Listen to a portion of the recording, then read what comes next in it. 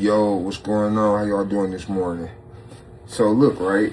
I'm sitting up there, I'm talking to somebody and we going over Bible verses, right? And she was like, she said, when I hear this makes me think of you, right? And she read it to me, right? So I'm gonna read it to y'all, right? What it said, what was it, right?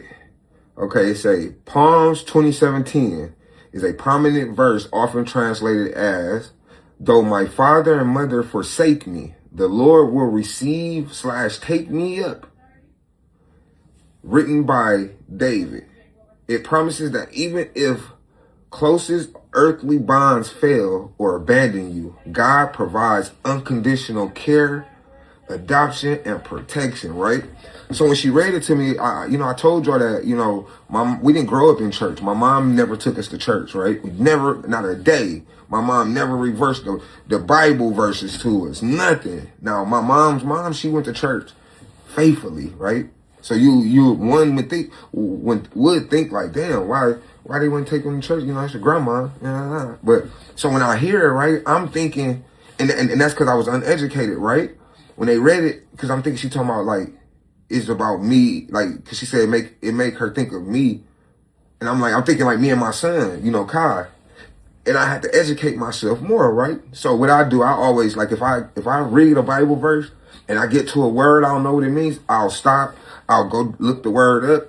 Okay, so this is Psalms 27:10, right? It say, though my father and mother forsake me. Forsake means to abandon, right? It means to abandon. So when she stated that, it reminds you of me, like, one might think like, well, and it's the truth. I was abandoned by my mom and dad, right?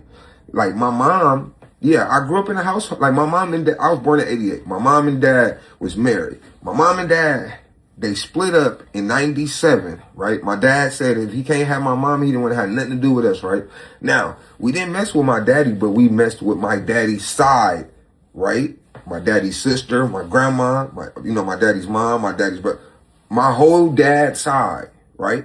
We just don't mess with my dad. My mama's side, it was kind of different. Like they church going folks, right? But let me go back to why this is me, right? Because if you know things I went through with my mom, I went to jail when I was 15 years old for armed robbery, 3 in, 2 out.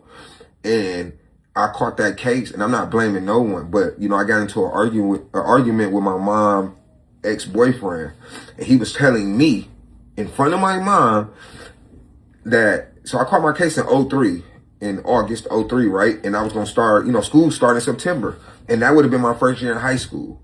And me and him arguing, he telling me like, yeah, that's why you ain't getting no new school clothes, blah, blah, blah. And I'm thinking in my head like, damn, I'm not finna start high school no bum. Hell right. So, I went out there thugging, robbing, I got shit the bad way, but the only way that I knew how.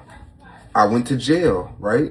I went to jail. This is when I was 15 years old. I got 3 in, 2 out, the serious juvenile offender program, right? So my mom had kicked me out of her house when I was 15, like before all of that shit went down, right? My mom had kicked me out and I ended up moving with my auntie, my dad's sister, right? So me and my auntie like this, man. I love my TT, man. My dad's sister, I love her. A big role model in my life. I respect what she says, her thoughts. Man, I love my TT, man. But it's crazy because, like, okay, so my dad abandoned us, right? When my mama left him, he said he didn't want to have nothing to do with us if he couldn't have her, right? So my dad abandoned me since 97, right? My mom abandons me when it's convenient for her. Like right now, me and my mom haven't talked since October, right? Tomorrow, no, we got 2 days. February 28th makes 11 months of sobriety that I've been sober, right? Now, my year is next month. Now, I know for a fact I would not have gotten this far if certain people was in my life, right? You got, and I'm gonna call a spade, man, because I'm not biting my tongue. I'm talking about what I went through, right? When you got a mother that choose sides, right? Instead of, being neutral and saying, hey, man, y'all brothers, y'all don't need to be fighting, or y'all sisters, y'all need to be fighting. My mom picking sides, whoever doing the most for her. Like that's not cool, right? And you should never get into an argument with your brother and then your mom saying fuck your family, right? Or your mom just, choose this out. Like I'm not even gonna get into it, right? Because I'm in a better place in my life. I sleep good every night. I wish the best for them. Only person from my mom's side that I talk to is my little sister. Like, man, that's my baby. That's my heart. Man, listen, I would not be as far as I am right now in life if I had certain people in my life, right? Because it's like some people, they don't want you doing better than them. They don't want you doing better than them. They don't want you doing good at all. Then the motherfucker always calling with a problem, right? Hey, bro, where you at this drama? Why would you put me in that situation, right? And I know if it's me or you, it's gonna be you. I know you're gonna get me up, right? Like, so to see that I made it to 38 years, being smart, man. I didn't make it 38 years, being dumb. And then I'm thankful and blessed for all the experiences God has placed in front of me. From drug addiction, from going to jail at a young age. I'm thankful for my experiences, right? Because now, not only can I teach my kids how to avoid those things, right? I'm helping other people in the streets, right? I'm helping people curb their addiction, their drug addiction. I'm helping people not choose drugs, right? It's people that I've talked to that they have never did drugs a day in their life, and yet it's going to stay that way because they heard my story, right? Some people don't bounce back from addiction, right? And a lot of stuff that we go through as humans, it be from what we went through as a child, right? A lot of us are still traumatized by what we seen in these streets or what we seen in our own household or how we was treated, right? So, the moral of that story, what I just said was like, I told, she read me this verse, right? And it spoke volumes to me, right? Because like I said, I didn't grow up in church, but it spoke volumes to me because it's the truth. Though my father and mother forsake me, the Lord will receive/take me up. Right? Forsake. Forsake means to abandon. That's all I'm going to say. Forsake means to abandon. Listen, man, my kids, they don't know on far as my side, my kids don't even know their grandma.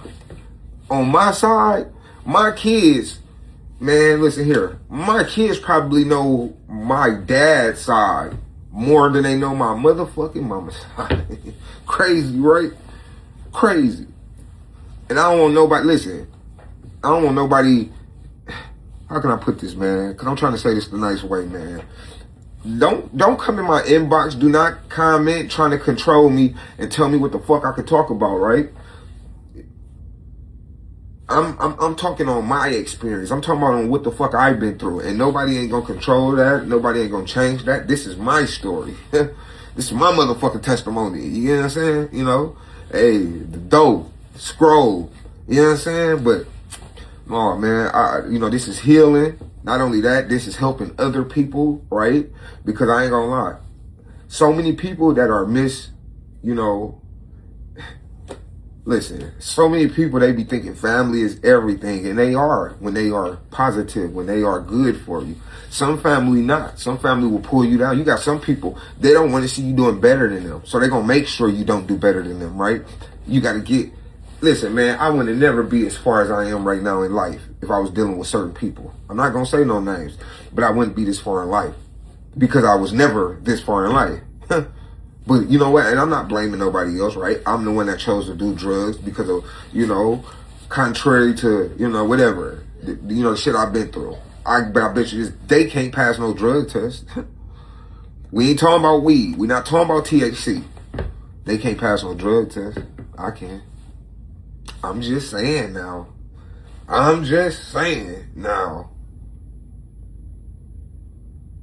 No, but I just had to say that, man. That Bible verse spoke volumes to me, man. It spoke volumes to me. Man, y'all have a peaceful and wonderful day, man. Amen.